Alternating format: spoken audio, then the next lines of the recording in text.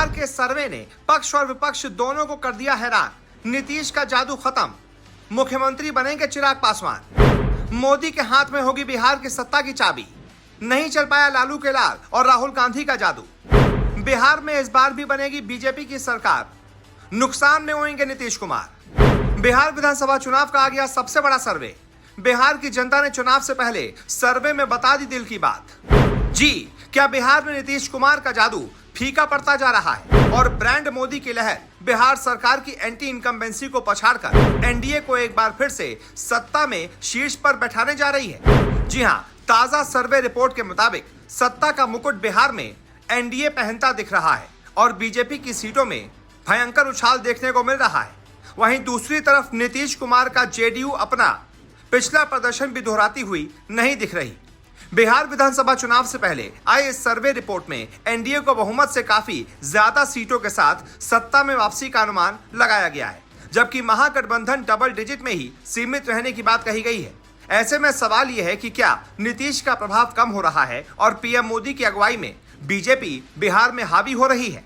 दरअसल times now JBC के जनमत सर्वेक्षण ने बिहार विधानसभा चुनाव 2025 में एनडीए को 136 सीटों के साथ सत्ता में वापसी का दावेदार बताया है, जो 243 सीटों वाली विधानसभा में बहुमत यानी 122 से कहीं ज्यादा है। सर्वे के मुताबिक बीजेपी को 64 सीटों पर जीत और 17 सीटों पर बढ़त के साथ पिछली बार 74 सीटों की तुलना में इस बार 81 सीटें मिल सकती हैं, यानी कि 7 सीटें बढ़ सकती हैं। वहीं नीतीश कुमार की जेडीयू को 29 सीटों पर जीत और 2 पर बढ़त के साथ ज्यादा से ज्यादा 31 सीटें ही मिलने का अनुमान है, जो कि पिछली बार यानी कि 2020 की 43 सीटों से 12 सीटें कम हैं। यानी कि नीतीश को नुकसान हो रहा है और नरेंद्र मोदी को जबरदस्त फायदा हो रहा है।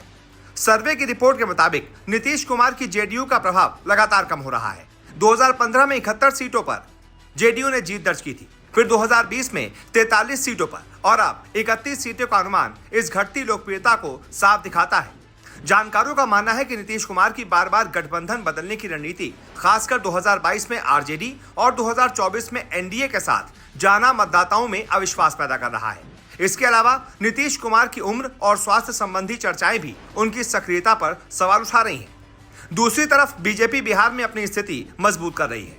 सर्वे में उसकी सीटों में 7 सीटों की बढ़ोतरी और हाल ही में दिल्ली, हरियाणा, महाराष्ट्र विधानसभा चुनावों में जीत ने कार्यकर्ताओं का उत्साह बढ़ाया है। पीएम मोदी की रैलियां और बिहार के लिए बजट में विशेष पैकेज ने ग्रामीण और शहरी मतदाताओं को लुभाया है। बीजेपी की रणनीति ओबीसी और ईबीसी वोटरों को साधने के साथ साथ हिंदुत्व और विकास के मुद्दों पर केंद्रित रही है। नीतीश कुमार की छवि विकास पुरुष की रही है, लेकिन हाल ही के वर्षों में उनकी गठबंधन की अस्थिरता और प्रशासनिक कमजोरियां चर्चा में है। प्रशांत किशोर जैसे नेताओं ने नीतीश कुमार को थका हुआ और मानसिक रूप से रिटायर्ड करार दिया है। वहीं तेजस्वी यादव भी अक्सर नीतीश कुमार के लिए अचेत मुख्यमंत्री शब्द का इस्तेमाल करते रहते हैं। इसके साथ ही बिहार में बेरोजगारी और महंगाई जैसे मुद्दे मतदाताओं के बीच असंतोष बढ़ा रहे हैं, जिसका खामियाजा जेडीयू को भुगतना पड़ सकता है। वहीं आरजेडी के नेतृत्व वाला महागठबंधन 75 सीटों के साथ मजबूत विपक्ष के रूप में उभर सकता है। तेजस्वी यादव की माई बहन मान योजना और मुफ्त बिजली जैसे वादों ने युवा और ओबीसी मतदाताओं को आकर्षित किया है। कांग्रेस की पैदल यात्राएं और राहुल गांधी की रैलियां भी महागठबंधन को ताकत दे रही हैं।